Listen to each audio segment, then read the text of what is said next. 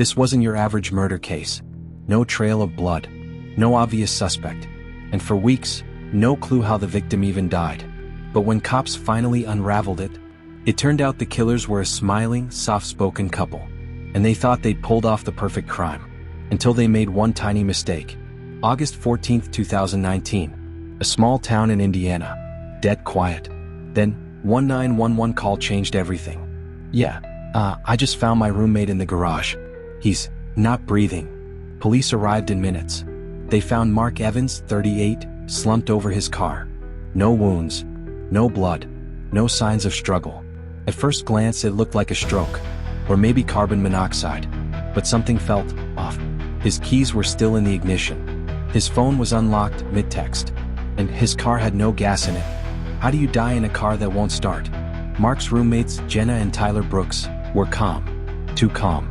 They told detectives he'd been depressed, said he'd been drinking a lot, even mentioned he'd talked about disappearing. But here's the thing. Mark's family said he was happy. He just landed a new job. He was planning a trip to see his mom. Still, with no clear signs of trauma, the death was ruled undetermined. Case closed. For now. Weeks passed. Then came the first crack. Mark's sister picked up his mail. Inside, an envelope marked urgent insurance notification.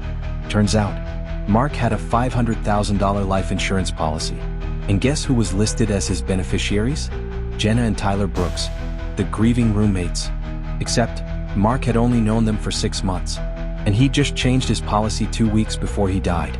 Detectives reopened the case. This time they brought in forensic specialists. Blood toxicology came back, and what they found? Lethal levels of antifreeze. But wait, how did he ingest it? There was no alcohol, no drink container nearby, nothing.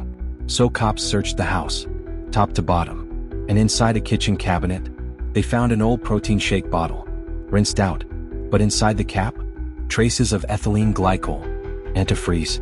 Investigators dug deeper. They pulled surveillance from a local hardware store. 1 week before Mark's death, guess who showed up? Tyler, buying 2 gallons of antifreeze.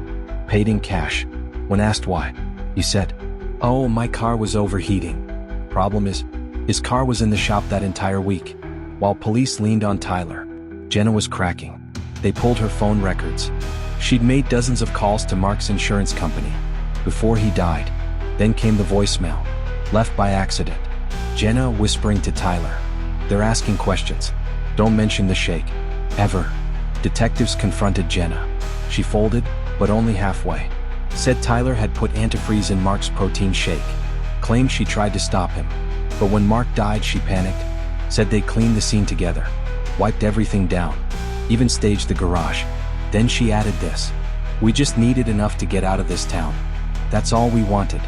Cops arrested both of them, charged with murder, insurance fraud, and tampering with evidence. But during the trial, a new secret came out. One that even prosecutors weren't ready for, because someone else may have helped them. Someone inside Mark's life. And that person is still free.